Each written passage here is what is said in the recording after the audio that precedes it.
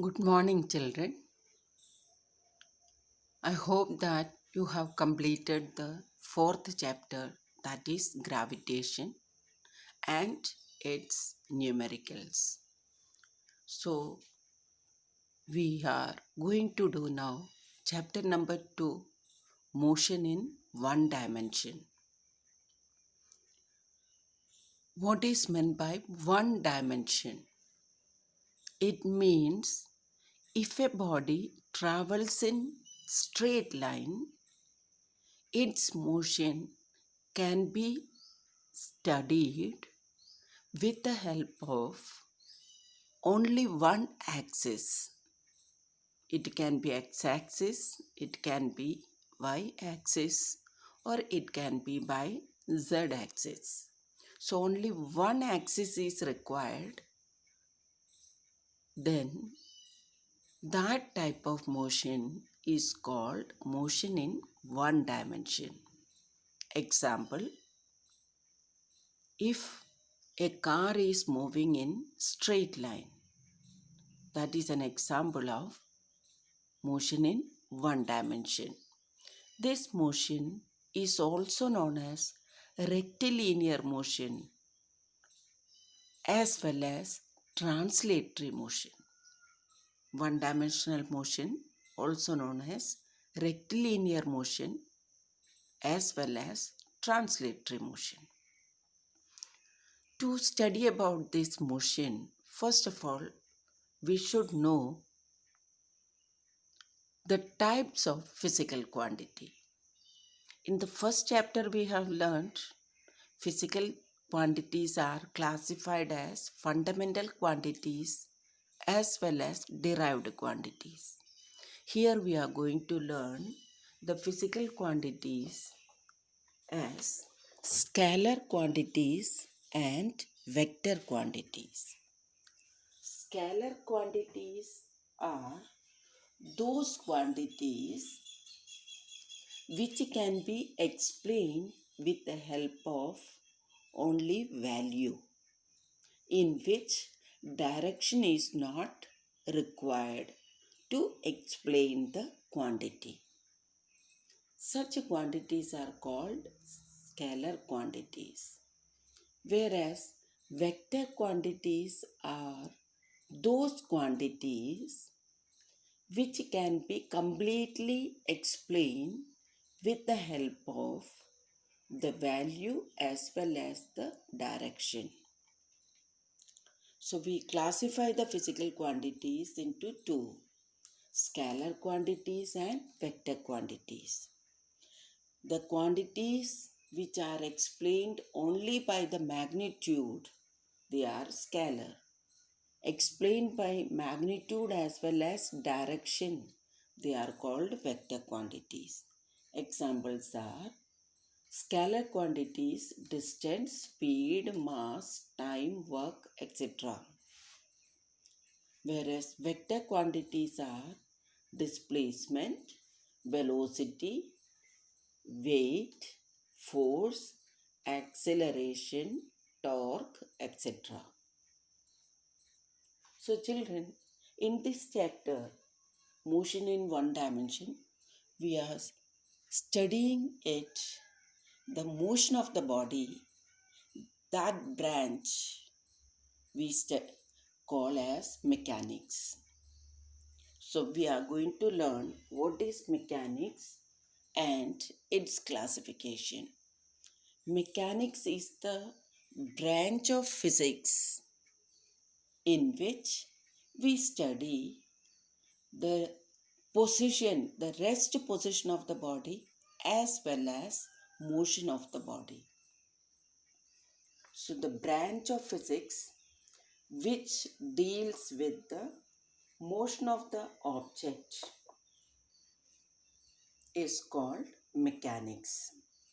It is classified into two. Number one, statics. Number two, that is dynamics. Statics means stationary. That means the bodies are at rest. About that, when we study That branch is called statics.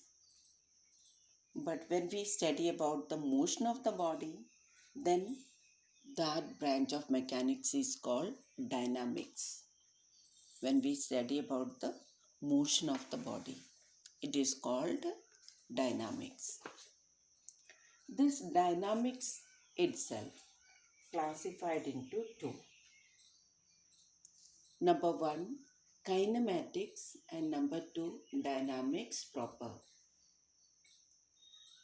Kinematics means in which we are studying about the motion of the body, in which we don't consider the cause of motion. Then that sub branch of dynamics is called kinematics. Second, if we study the motion along with the cause, with the help of the cause of motion, then that branch is called dynamics proper one. So dynamics means we are discussing about the motion of the body. We study about the motion of the body. And without considering the cause of motion, then it is kinematics. By considering the cause of motion, then it is dynamics proper. Next topic is point object. What is a point object? Point object means it is having no linear dimension. But in practice, point object means any body compared with the distance it is moving, its size is less, then that object is called a point object.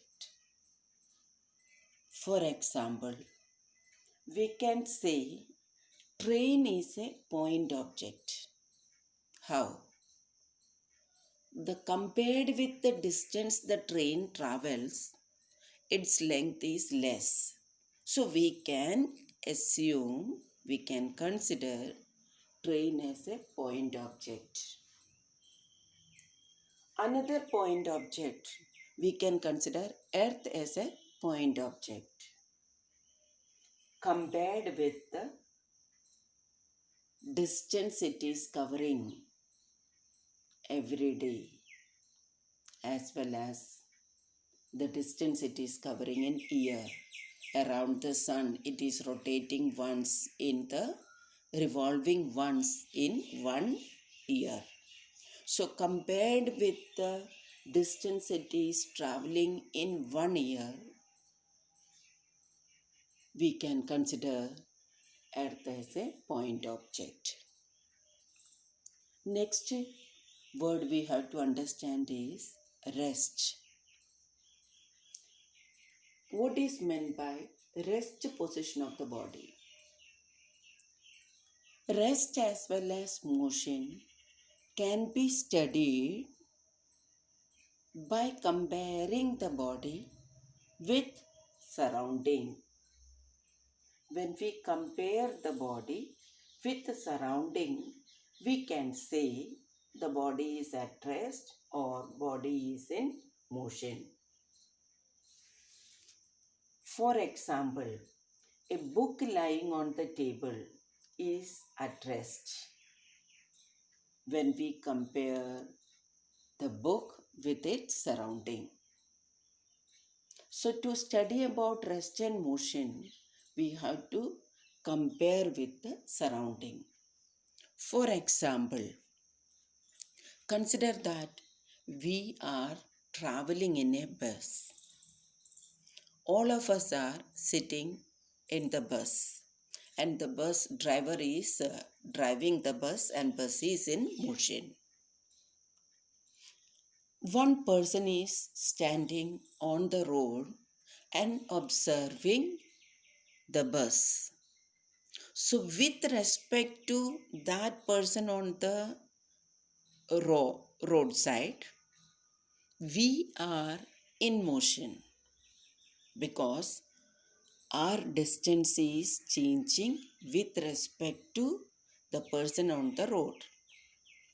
But when we compare ourselves with the driver of the bus, we are at rest. Why we are at rest?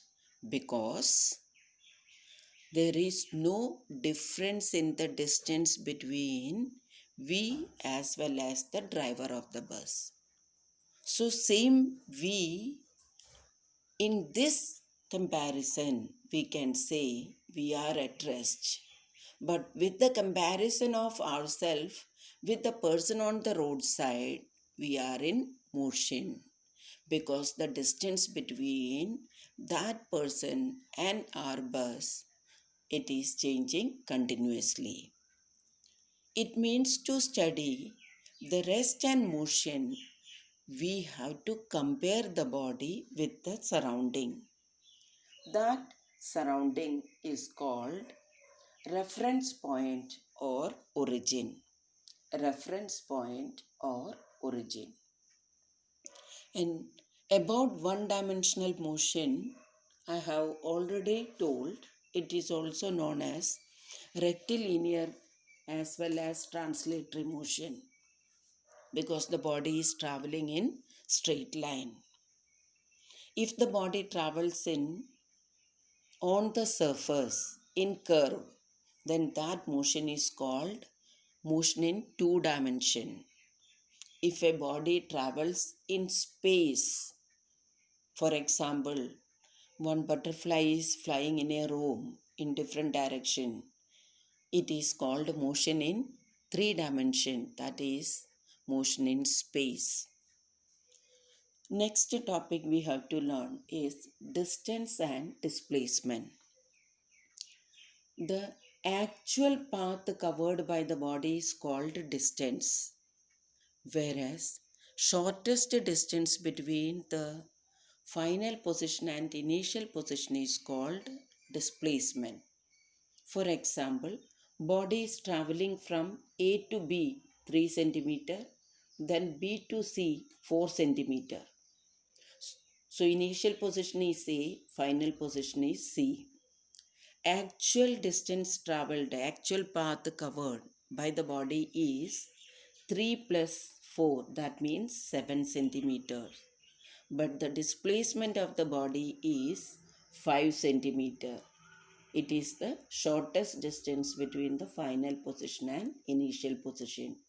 Similarly, in another example, you can see here, a body is actually traveling through this path, which I marked by curve and given arrow. So, how much distance the body is traveling from A to B? This is a semicircle. So, the distance traveled by the body is pi into r, where r is the radius of the semicircle. So, we can say this actual path covered from A to B is pi into r, whereas displacement is the shortest distance between the final and initial position B and A. So the displacement is 2r, that means diameter. So distance is the actual path covered, whereas displacement is the shortest distance between the final and initial position. Distance is always positive.